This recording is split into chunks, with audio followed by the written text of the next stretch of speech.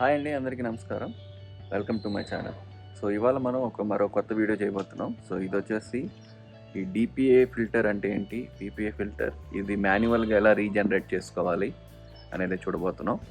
So నార్మల్గా ఈ DPA ఫిల్టర్లు ఏం చేస్తాయంటే, ఇది డీజిల్ పర్టిక్యులేట్ ఫిల్టర్ అని అంటాం అనమాట. సో ఇది మనకి ఇంజన్లో కంబషన్ అయ్యి ఈ బ్లాక్ సబ్స్టెన్స్ అనేది స్టోర్ అవుతుంది. సో ఆ బ్లాక్ సబ్స్టెన్స్ని ఇంజన్ బాగా హీట్లో ఉన్నప్పుడు అది మనకి ఎగ్జాస్ట్ నుంచి బయటకు వచ్చి నార్మల్గా ఎయిర్ బయటకు వెళ్తుంది అనమాట. సో ఈ బ్లాక్ సబ్స్టెన్స్ ఏదైతే ఉందో అది స్మోక్గా కన్వర్ట్ అవ్వకుండా మనకి ఫిల్టర్ అనేది స్టాప్ చేస్తుందండి.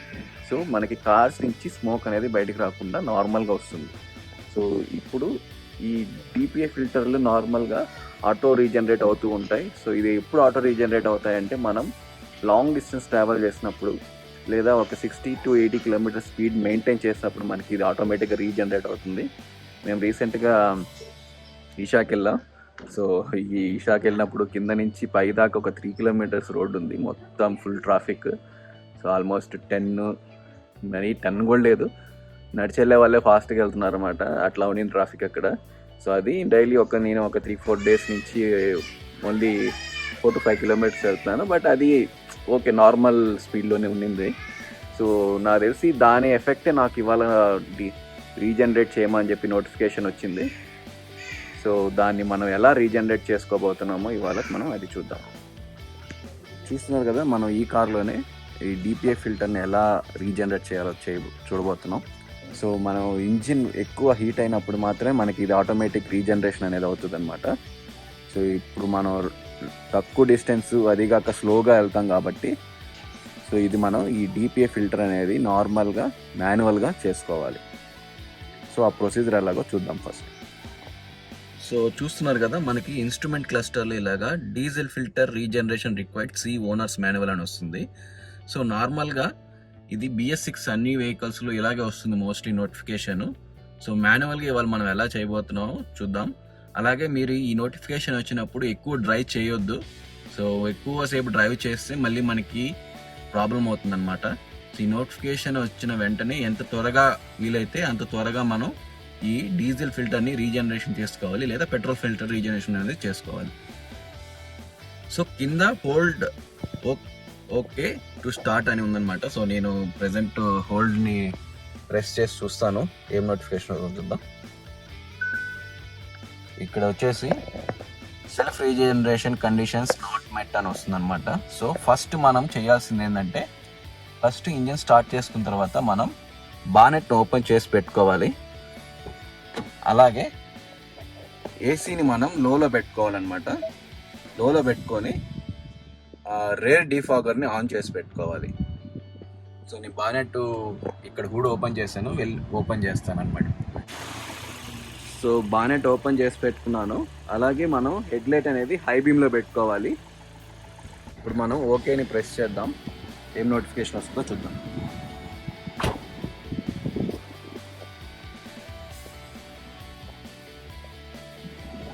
ఏసీ హైలో పెట్టడం వల్ల కొంచెం నాయిసీగానే ఉంటుంది. సో నేను ఈ స్క్రీన్కి వచ్చేసి ఇప్పుడు ఓకేని ప్రెస్ చేస్తున్నాను.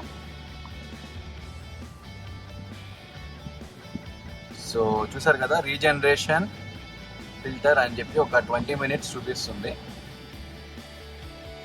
27 minutes ఉందన్నమాట. సో మనకి 27 minutes కారు 2 RPMలో రైజింగ్లోనే ఉంటుంది.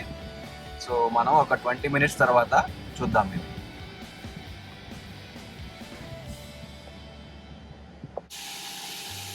సౌండ్ మామూలుగా లేదండి, ఓన్ వస్తుంది. హీట్ కూడా చాలా ఎక్కువ వస్తుందండి. సో బానెట్ అనేది మనం కంపల్సరీ ఓపెన్ చేసి పెట్టుకోవాలి, ఎందుకంటే ఓవర్ హీట్ వస్తుంది అనమాట. సో ఇక్కడ మీకు హోల్డ్ ఓకే స్టాప్ అని కూడా ఉందన్నమాట. మీకు ఇన్ కేస్ మధ్యలో ఏమైనా స్టాప్ చేయాలనుకుంటే మీరు ఈ ఓకే బటన్ని ప్రెస్ చేస్తే స్టాప్ అయిపోతుంది. సో రీజనరేటింగ్ ఆల్మోస్ట్ అయిపోవచ్చింది, లాస్ట్ 2 minutes ఉంది. లోపల లోలో ఉండేదానికి చాలా చల్లగా ఉందన్నమాట లోపల. సో మనకి ఒక 2 minutesలో ఈ రీజనరేషన్ అనేది అయిపోతుంది. So last 1 more minute.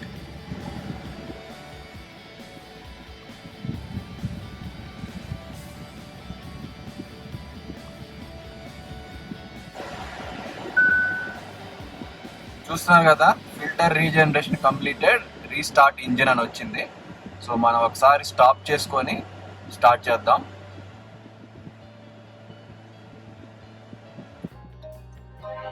So engine నేను స్టాప్ చేసేసాను, మళ్ళీ స్టార్ట్ చేద్దాం.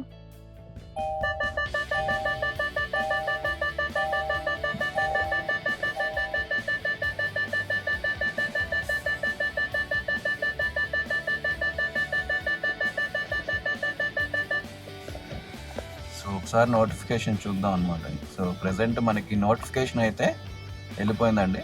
సో రీజనరేషన్ అనేది మనకి అయిపోయింది. నేను బానెట్ని అయితే క్లోజ్ చేసేస్తున్నాను. సో ఇప్పుడు ఆర్పిఎం మనకి నార్మల్ అయిపోయింది అనమాట. రీస్టార్ట్ చేసేస్తున్నాం వెహికల్ని.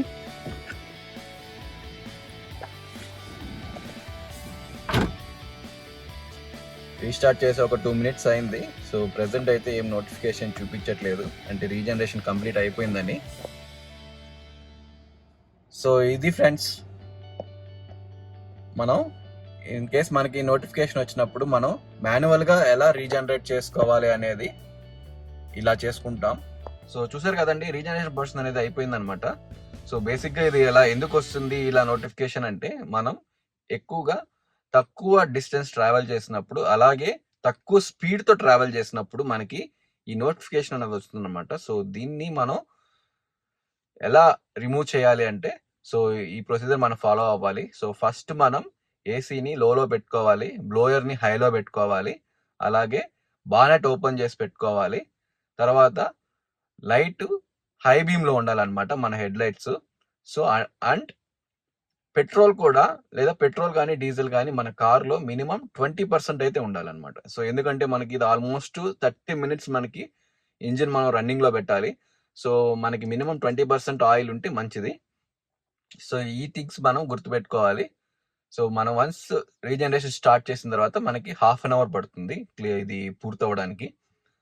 సో ఈ ప్రాసెస్ అంతా నేను మీకు చూపించాను. సో మీకు ఈ వీడియో నచ్చుతుంది అనుకుంటాను. మీలో కూడా ఎవరికైనా ఇలా రీజనరేట్ చేయమనే నోటిఫికేషన్ వచ్చుంటే కింద కమెంట్ చేయండి. ఈ వీడియో నచ్చితే like, share and subscribe to my channel. Thank you.